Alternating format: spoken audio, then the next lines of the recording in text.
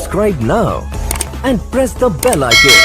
Never miss an update. ज्ञान study YouTube channel में आपका स्वागत है।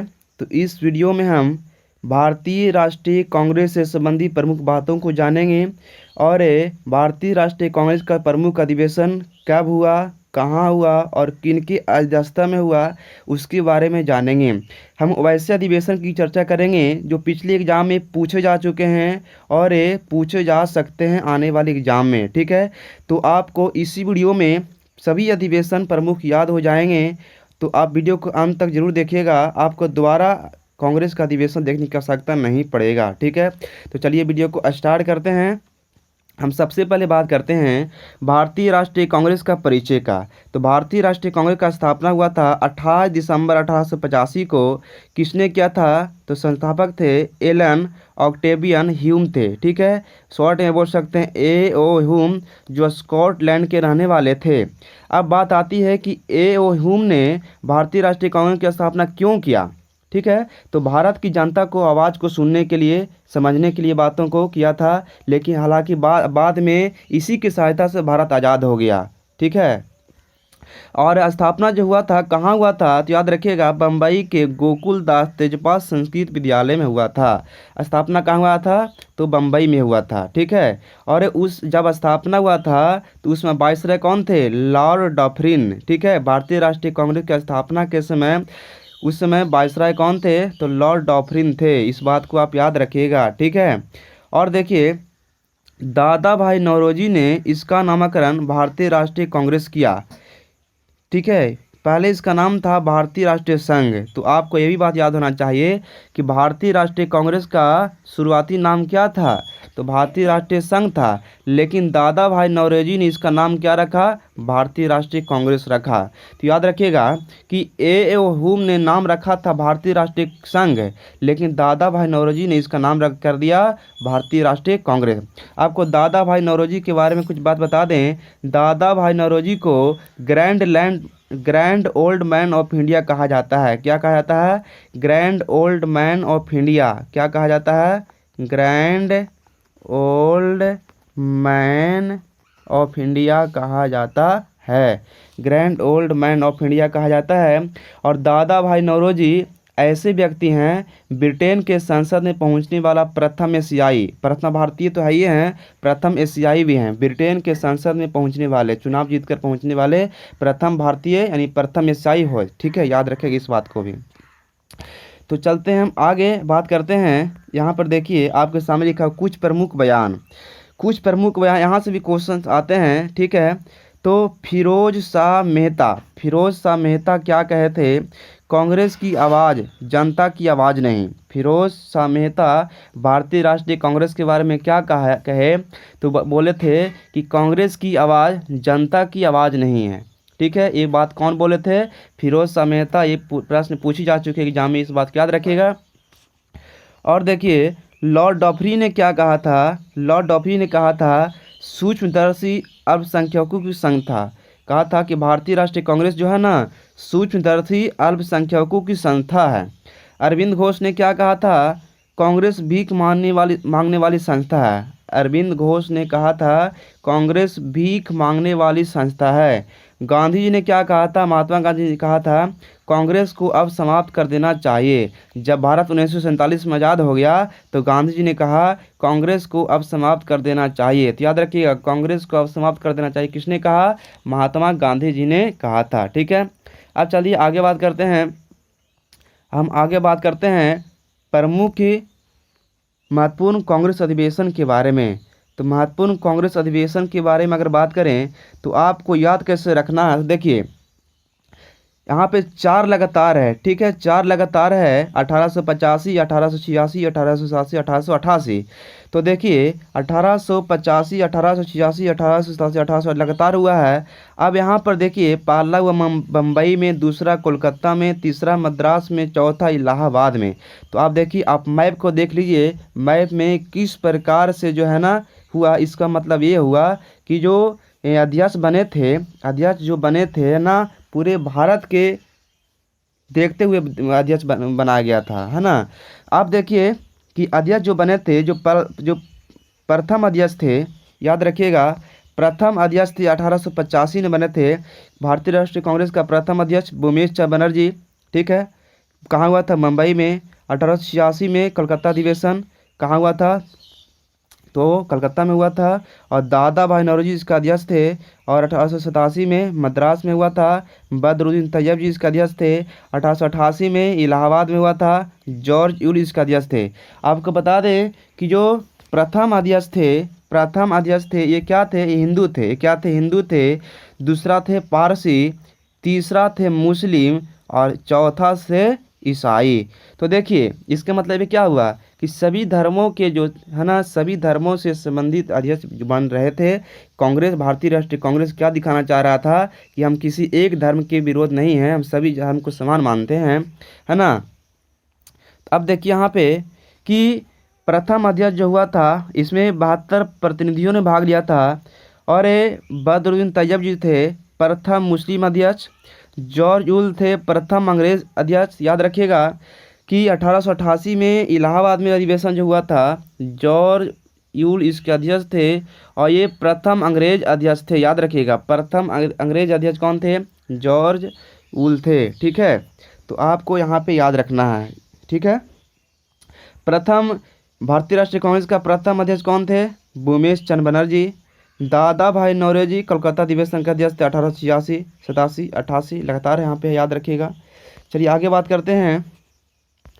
तो आगे हमारा है कि 1896, यहाँ पर देखिए आपको जोड़ के कैसे याद रखना, 1896, 18 और 1911। ठीक है, तो देखिए यहाँ पे ये है पहली बार वंदे मातरम गाया गया और यहाँ पे है पहली बार जन गण मन गाया गया।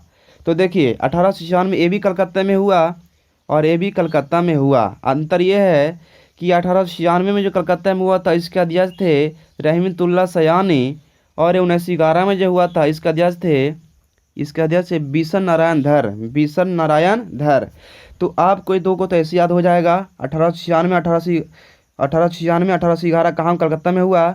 1896 वाला अध्यक्ष थे रहमतुल्लाह सयानी और 1911 वाला अध्यक्ष थे बिशन नारायण धर। और 1896 में पहली बार वंदे मातरम गाया गया और 1911 में पहली बार जन गण मन गाया गया। ठीक है, अब यहाँ से क्वेश्चन ऐसे आता है कि पहली बार वंदे मातरम किनकी अध्यक्षता में गाया गया था? तो रहमतुल्लाह सयानी की अध्यक्षता में गाया गया। पहली बार जन गण मन किनकी अध्यक्षता में गाया गया? तो बिशन नारायण धर की अध्यक्षता में गाया गया कलकत्ता अधिवेशन में। तो जन गण मन वंदे मातरम दोनों जो है ना कलकत्ता अधिवेशन में ही गाया गया था। तो आप इस बात को याद रखिएगा। ठीक है, अब देखिए यहाँ पे जो है 3 लगातार है 1905, 6, 7, 1905, 1906, 1907। तो 1905 का अधिवेशन वाराणसी में हुआ था। इसके अध्यक्ष थे गोपाल कृष्ण गोखले महात्मा गांधी के राजनीतिक गुरु थे, इसे याद रखिएगा। और इस समय जो है बंग आंदोलन का समर्थन किया गया था। 1905 में बंगाल विभाजन हुआ था, है ना। तो बंगाल विभाजन 1905 में हुआ था, उसी समय बंग आंदोलन का समर्थन किया गया था 1905 में। ठीक है, याद रखिएगा। और 1906 में कलकत्ता अधिवेशन कलकत्ता में हुआ था। आप इस बात को याद रखिएगा कि कांग्रेस का सबसे ज़्यादा अधिवेशन कहाँ हुआ था? तो कलकत्ता में हुआ था। ठीक है, तो कलकत्ता में अधिकांश हुआ था। 1906 का अधिवेशन कलकत्ता में हुआ था। इसके अध्यक्ष कौन थे? दादा भाई नौरोजी। और इसी समय स्वराज शब्द का प्रयोग किया गया था। सर्वप्रथम स्वराज शब्द का प्रयोग किस अधिवेशन में किया गया था? तो 1906 के कलकत्ता अधिवेशन में। और 1906 में ही मुस्लिम लीग की स्थापना हुआ था। 1906 में ही मुस्लिम लीग की स्थापना हुआ था। इस बात को भी आप याद रखिएगा। ठीक है, 1907 में की बात करें तो सूरत अधिवेशन हुआ था सूरत में और इसका अध्यक्ष थे रास बिहारी घोष। और इस समय कांग्रेस का विभाजन हो गया था नरम दल और गरम दल में, है ना। तो कांग्रेस का विभाजन नरम दल और गरम दल में हुआ था। किस अधिवेशन में? 1907 के सूरत अधिवेशन में। अध्यक्ष कौन थे? रास बिहारी घोष इसके अध्यक्ष थे। तो देखिए 7 से 7 और 7 से सूरत, तो ऐसे आप याद रख सकते हैं यहाँ पे। ठीक है, चलिए आगे बात करते हैं। तो अब आगे हमारा है देखिए 1916। तो 1916 की अगर बात करें तो 1916 का अधिवेशन लखनऊ में हुआ था। इसका अध्यक्ष थे अंबिका चरण मजमूदार। और इस समय मुस्लिम लीग कांग्रेस के नरम दल और गरम दल के समझौता हुआ, मतलब कि नरम दल और गरम दल मिल गया। 1907 में अलग हुआ था, 1916 में मिल गया, है ना। सूरत अधिवेशन में अलग हुआ, लखनऊ अधिवेशन में मिल गया। इस बात को याद रखिएगा। अंबिका चरण मजूमदार इसके अध्यक्ष थे। इसको कैसे याद रख सकते हैं, मिल गया, एकजुट हो गया। तो अंबिका चरण, है ना, चरण छू के कोई मिलता है ना किसी से अगर मिलना हो तो चरण को आप छूइए तभी मिलिएगा, तो चरण छू के मिलिए, तो ऐसे याद रख सकते हैं।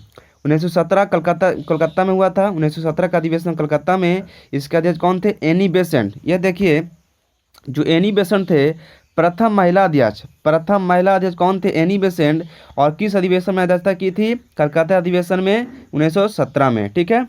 1920 का अधिवेशन हुआ था नागपुर में, इसका अध्यक्ष कौन थे, वीर राघवचारी।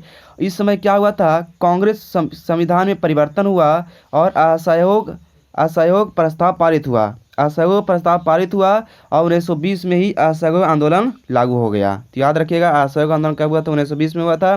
कांग्रेस संविधान में परिवर्तन क्या हुआ था कि जिसका आयु 21 वर्ष रहेगा ना, वह कांग्रेस का मेंबर बन सकता है। इस सब कुछ बदलाव हुआ था, 25 पैसा जो देगा और कांग्रेस का मेंबर बन जाएगा, ऐसा कुछ परिवर्तन हुआ था। अब देखिए 1924 में जो हुआ था, बेलगाम में अधिवेशन हुआ था। महात्मा गांधी ने अध्यक्षता की थी। बेलगाम कहाँ पड़ता है, कर्नाटक में, ठीक है। ये बेलगाम कहाँ पड़ता है, कर्नाटक में पड़ता है। इसका अध्यक्षता कौन किए थे, 1924 में महात्मा गांधी किए थे। और गांधी जी ने सिर्फ एक ही बार अध्यक्ष बने, इस बात का याद रखिएगा। महात्मा गांधी जी कांग्रेस का सिर्फ एक ही बार अध्यक्ष बने हैं, इस बात को आप याद रखिएगा।